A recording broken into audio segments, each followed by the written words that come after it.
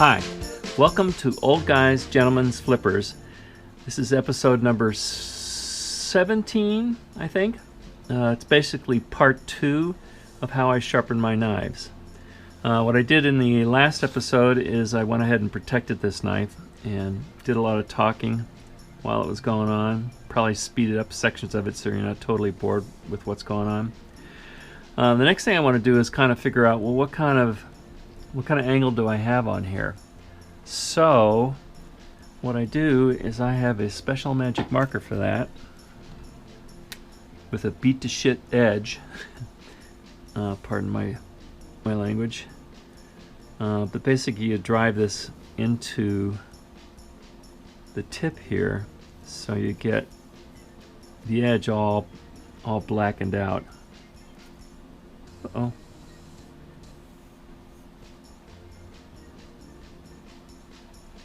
There.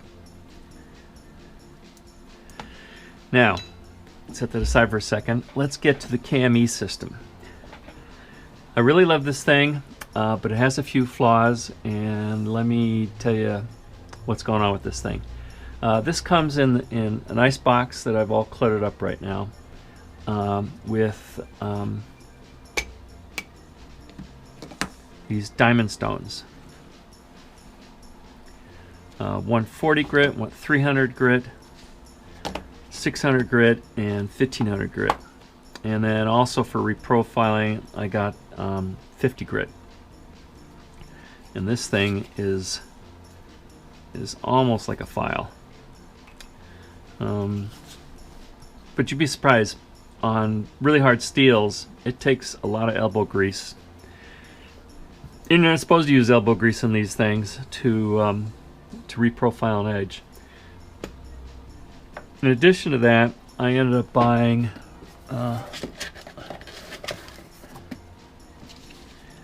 the Chaucera water stones, and they are 1,000 grit and 3,000 grit and 5,000 grit and 10,000 grit. Now, before I got those, I was using the strop blocks. Excuse me, not strop blocks. These leather stropping blocks that come with it, and with an emulsion. There's different kinds of emulsions, and this is a 4-micron emulsion. These work really well, but I had trouble with the way I was using them, where it seemed like it was tearing them up pretty quickly, and that's probably my fault, not the product's fault. So I ended up going to these things, and they work pretty well. Okay, so I like all these. These are good quality products. It comes with a handle, and this thing sits on top of the handle. Well, how come it's not on the handle? Well, if you don't particularly care of the exact angle that you're sharpening for, this works just fine, even with just the handle. Although I think it's easier if you get the base. So the base was extra. And apologize to KME for not respecting the cleanliness of its product. But I've used this a lot. And if you don't care what angle you get, because it's all kind of relative, it doesn't matter if there's a little slop, because there is a little slop in this thing. And you put the knife in the jaws, and you magic marker it, and then you determine by using picking an angle on here. And they have angle markers on this thing, but they're relative. They're not exact, because it kind of depends on whether the knife sticks out this far or this far or this far. That'll all change the angle that you're grinding at. But you put magic marker on there until you get you start to wear away the edge a little bit, and then you know what the angle is. And then you can you don't have to know exactly what it is, but you know that's what the factory edge is, and you just leave everything there.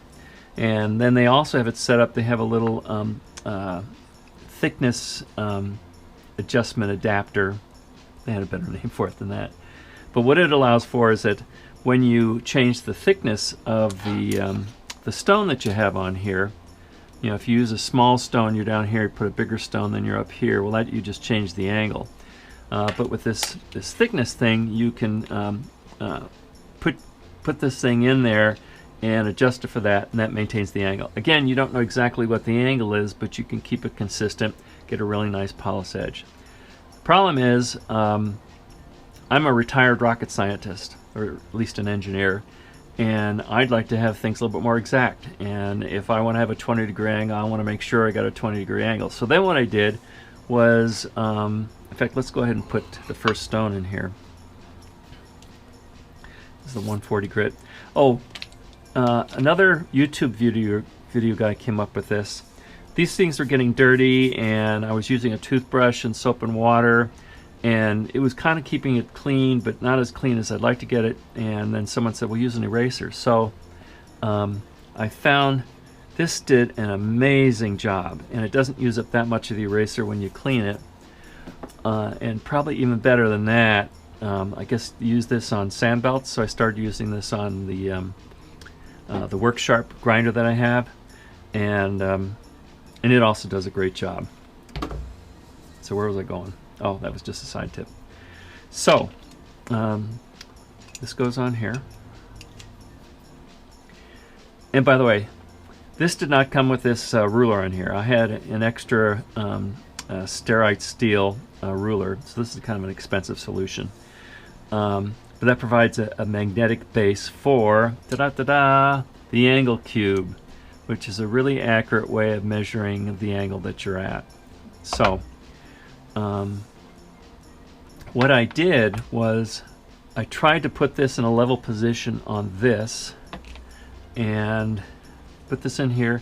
This happens to be a rubber cork that I sliced part of and put a little hole in it, and it makes for a nice rubber washer. So that holds it in place. Let's make believe this is an edge blade here. And then I would either zero it out on this surface right here, or on the base. So let's say this is sitting on here, and I put it there, and it reads about 0.95 degrees. So I can zero it out and then put it on here, and it says that angle is going to be 22 degrees. And actually, if you look on here, 24, this is like 23 degrees, I think. So it's not too far off. But I found out on this thing is that, I don't know if you can see this, but this wiggles a lot. And it was like almost about 1.5 degrees. And that sort of bothered me. It was fine. The knives all turned out great, all mirror finish, all shaving sharp. It's a problem with me, not the device. So I saw another YouTube video guy who said, put it in a vise and make sure that this surface is the same level as this surface. So it doesn't matter whether you're tilted or wherever you're at. And then just put this up even with that, and you're good to go.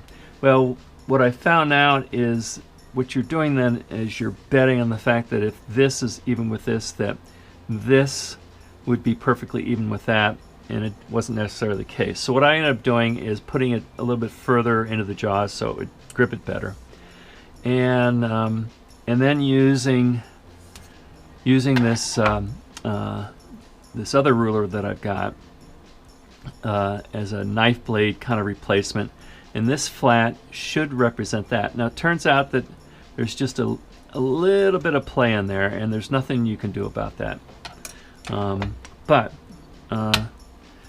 we'll set this at 0 here, and then come up here and set this here, and I got 0.15. And if I go over to this side, I've got 0.15. So that's pretty good. If I rotate it and put it here, I get 0. And over here, I get 0.3. Now why it does that exactly? I guess because there's just play in it. And generally what I've found is there's around 0.2 degrees difference, and it just happens that way because of the tolerances. There's a little bit of wiggle this way, a little bit of wiggle that way, but within 0.2, 0.3 degrees, I think I can say if I got a 20 degree edge on there, then I got a 20 degree edge on there. So, and by the way, this was to help shim this up a little bit, which improved some of the readings that I got. None of this is necessary unless you have this kind of OCD problem with trying to get to the exact temperature. I have a level of comfort if I know that I'm putting like a 20 degree edge on it. I don't know why. Okay, so because I know that this system gives me the stuff that I need, I come over here, and the next thing I need to do here, and not everybody does this, and I haven't done really any experiments to determine how important it is to do this, but it was like one of those guys like Knife Crazy, or sorry if it's a different guy, but what he did was he ends up drawing a line. I'll tell you why here in a second. See, I want my sharp one, not that one. And you can do this with a pencil.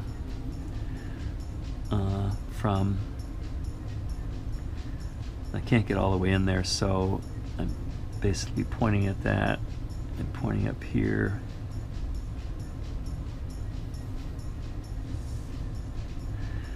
And that is about 78, so 35 will get you 78, 4, 39 should be the midpoint.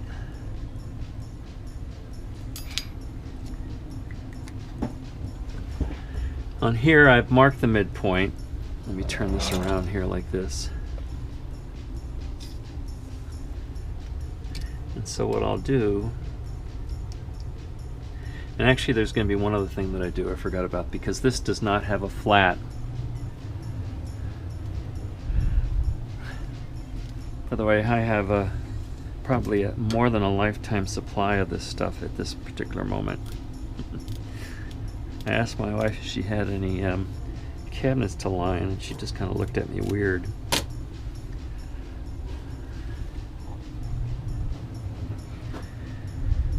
This is a cabinet liner that is squishable and has a grip. It's important that when you have this in here, and the KME sharpener does have rubber on its jaws, but if it doesn't have flats, it's easy to shift around.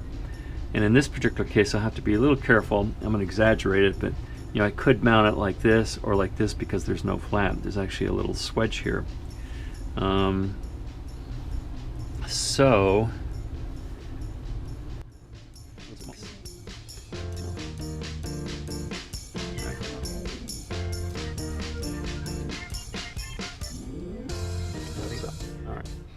So you want to line this up with the center, and you want to have it angled about the same angle as the line from here to there. The reason you do that is because if this is a straight edge, you could sharpen all day long and that angle would stay the same.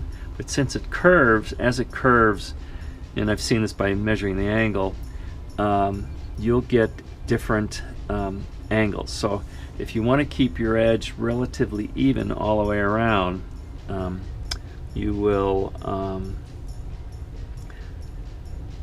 put the center point on the center of the knife and angle it so that you minimize the difference in angle between here and there. At least that's the story goes, and I'm buying it. The other thing I found is that the further you have the knife that way, the more shallow you can grind the thing. I want to make sure that I have contact with the jaw all the way along, and so I don't want to go too far I don't want to get too close to the end here because I still want to have a grip on it. So that's it right there, I think.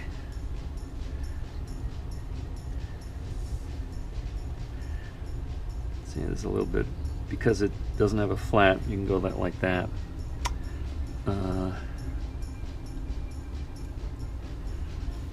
Now, the other thing I need to do, especially because I have this thing on there, is I really have to tighten down on this thing.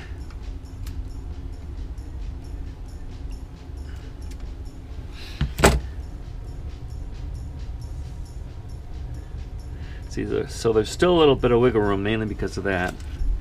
Let's see if I can get one more tightening out of it. No, that's about as far as I want to go. And you also want to tighten this up fairly well. They say you don't want to over tighten this, but you'll see in a lot of videos that they tighten it pretty tight. In fact, I saw one guy where the screw actually came out about that far. I probably make it a little bit looser by having this tape in here. It sits on a couple of pins. All right. So we're less sure about the angle here because it doesn't have a flat, but I think it's going to be good enough. We'll see how far off it is. In a second I'll show you. Alright, so I think the last time I sharpened this it was a 20 degree, and I always check it with this thing right in the center of the jaws.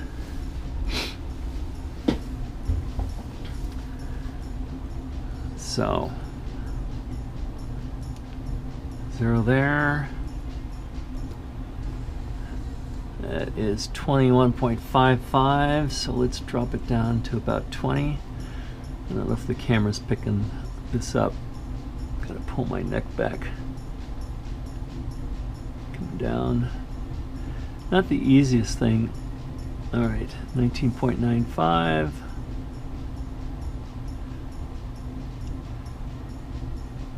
There, 20.0.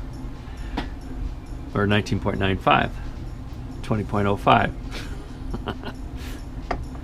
Now, what'll be interesting is to see, this will help me understand whether I actually put it in there flat or not. And if it's not too far off, I'm just going to live with it. I found out with the ruler that it's as much as a, half a degree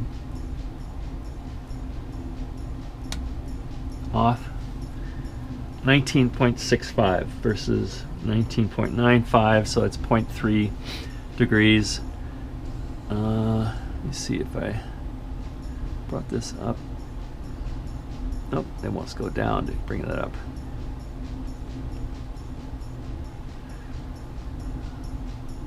$19.75.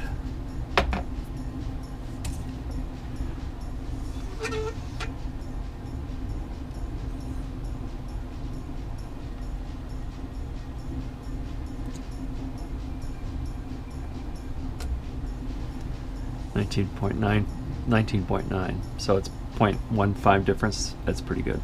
Plus the fact I think as I work on this thing, it's going to be shifting around. Alright, so now what I'll do is now I never used to sharpen with this on it, but what I find is that occasionally, especially if I'm doing reprofiling or something, I'll be working this so hard that I'll come over and I'll hit it with this, or I'll drop off and hit it with this, and that will also make a pretty good.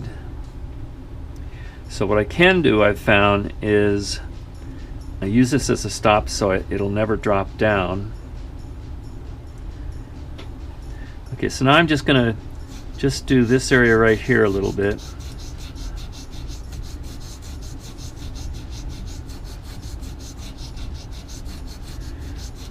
Okay, now what's interesting is I put that tape too close. I often wondered what would happen if I did that. And what's happening is it just wears away the tape, which is fine.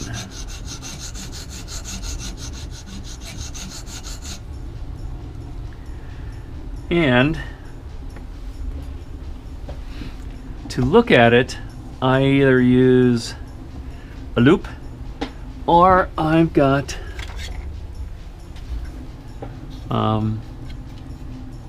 I got this, which works out really well. I can see through this. I forget the power, but there's like a couple different powers on it. And this thing was like dirt cheap. It was like $10. But I can't wear this and the GoPro on my head at the same time, so I'm just going to use the loop. I can almost kind of see from here that it looks like it's probably going to be okay. Yeah, that hits the edge pretty perfectly. And then I check the other side. So I kind of expected it to be around 20 degrees. If it was a new knife, I guarantee it won't be anything like what you expect, and you're going to have to change some stuff. So let's come over here.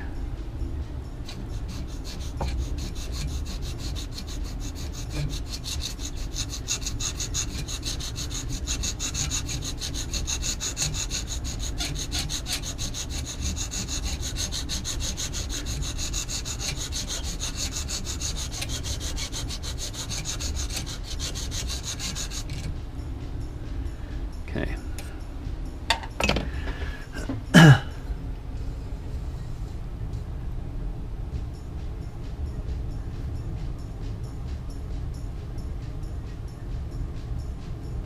And right here it's definitely getting down to, so it's definitely around 20 degrees, so I'm good with that. Now if I did this and I had to keep raising this and I end up getting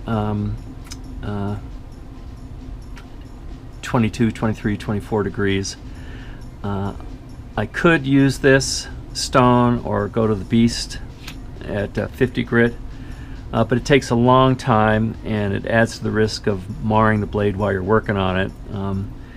And so I found an easier way of dealing with that, which we'll cover in part 3.